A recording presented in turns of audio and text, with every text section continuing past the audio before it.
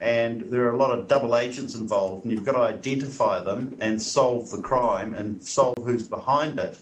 And then you can come up with one line at the end of the book which says Churchill and Stalin worked together on the Sydney Street siege, and in exchange for that, Joseph Stalin was given the United Nations for removing the Kuomintang army out of China in August 1945, which took him a week. 1 week. 1 week. Joseph Stalin was given the United Nations for 1 week's work in August 1945. What does that mean, Greg, to say that he was given the United Nations? Well, it means that the United Nations is posthumous Stalin, which is exactly what it is. It says one thing and does another. The United Nations is absolutely dedicated to mass genocide. Like, they go in after the genocide. They say they can't do anything about it. They slap international war criminals with wet bus tickets and hope that they'll fall over, and that's never happened. The United Nations is a complete waste of time. So if I was raised to believe that the United Nations was our last best hope for world peace, I was deluded. I was being misinformed, as Humphrey Bogart observed about going to Casablanca for the waters. When he was told there were no waters in Casablanca, he said, I was misinformed. Well, like, I went to central Turkey, to Konya, seeking the magic carpet, and when I got there, they said, no, it's in China. well, I hope you at least poked around looking for Noah's Ark while you were there. Well, I was actually interested in Rumi. Right, tell me, what is your What is your methodology when you set out to write a book? How do you go about it?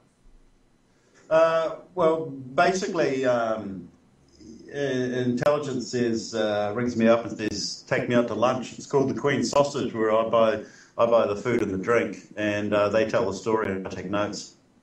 Really? So, I don't get any information out of books. I go on the web and check a few dates and the spellings of names and stuff, but I get virtually no information out of books.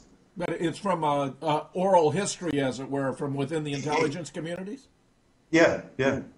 Ah, fascinating. So all of my histories are totally new histories, like gifting the United Nations to Stalin. No one's ever written how the UN was gifted to Stalin, and how the Kuomintang army was the most feared Japanese army at the beginning of World War II, and then they replaced all the excellent soldiers with old men, dissidents, and students, removed all their weapons, and gave them nothing. Actually, they were shaping bamboo into guns, and they were getting truck springs and straightening them out into swords. And Stalin turned up he took 2 months to ship all of his planes and tanks into the area, and their planes outnumbered them 100 to 1. So Stalin took over the Kuomintang army, which was basically now an old people's home without shelter, took over the Kuomintang army in a week. And then Britain and America published that Stalin had the most powerful land army in the world, so they gave him the United Nations for finishing off the war. And the 2IC of the UN now is always a KGB agent. And the current 3IC of the UN, who's in charge of the New World Army, is a KGB agent, and her name is Helen Clark. So you're telling me that giving the UN to Stalin meant that he was in the position to staff key officials in the organization to ensure that it would act in the interests of the Soviet Union? Yeah, and the Soviet Union is just a military state and a social testing ground for Israel, for their policies. Like the 1917 revolution in Russia was actually a Jewish revolution. It was a Jewish takeover of Russia. Do you draw distinctions? Stalin was a Jew. Stalin was a Jewish cripple. By the way, how many sources, if you're doing oral history, how many sources do you require before you believe that you have sufficient information to write a book? Well, you know how you can read a history book and it's like 500 pages and you go, oh, nothing really out of it. There's nothing really concrete in there. What I get is the gist of the story, and then I check it with someone else, and then I check it through a few other sources, and then I write it up and represent it, and they add bits. And when I prompt them with the story again, they add the detail, and then I check the detail, and the process goes round and round and round until I've got, military intelligence history of some aspect, like, Well, Hitler was a agent. let's take Hitler was a British agent. How many pages is that book? 560. And how many pages are there of sources and references and notes?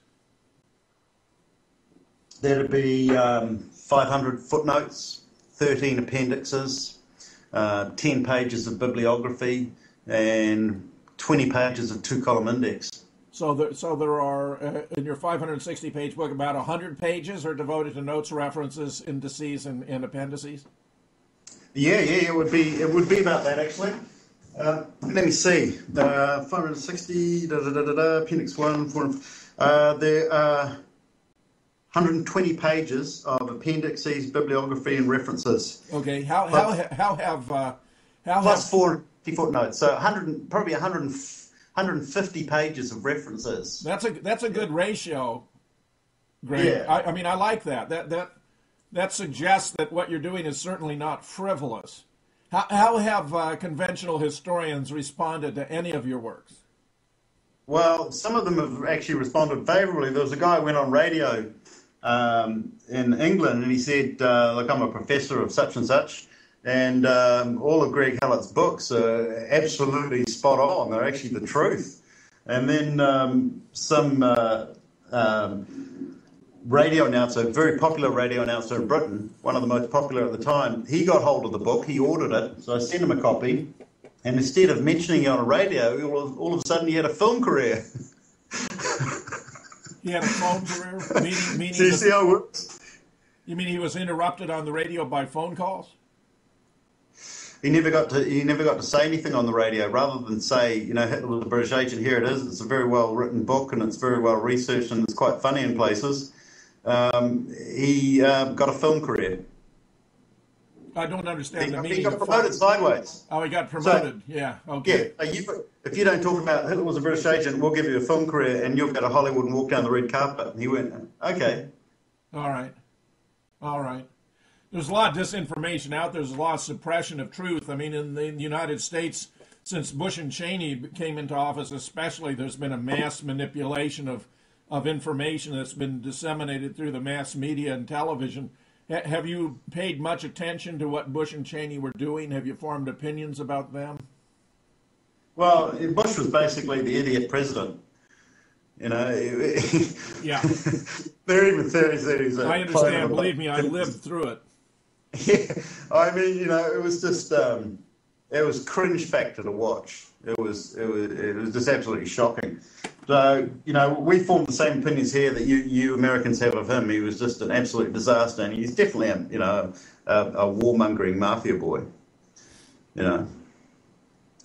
So we could go right into that in detail, but I don't really want to. I'll just tell you that I think it was in 2008. I gave a talk at a Ron Paul rally, a freedom rally, on the grass in front of the Capitol building. And during my presentation, which has subsequently been published under the heading 9/11 and the Neocon Agenda, I concluded by observing that in Washington today we had a crime syndicate masquerading as an administration. Oh, absolutely, absolutely. Like even when I went to Washington, D.C. in 1988, and it was such a rough town then. There were people walking down the street with baseball bats, like, 5 or 6 guys with a baseball bat. And I'm going, well, is there a baseball game on, softball or whatever. I want to go, what's your game? And he goes, no. You're shitting me. You were walking down the street and gangs with baseball bats were passing you? Gangs with baseball, this is about 9 o'clock at night, because in Washington, D.C., there's 2 grid zones, A to Z, and then there's another A to Z when you get lost. We were in the A to Z lost zones, the street name's A to Z, so... Bad. We got slightly out of we were in the second zone of Washington D.C. and it was rough, man. Hazardous to your health. Yeah. So what about the ones? Go ahead. I was masquerading as a nurse for a tetraplegic, so we were kind of safe. What about the historians who take exception to your work? Do they simply say, well, it isn't conventional history and therefore it's wrong? No, we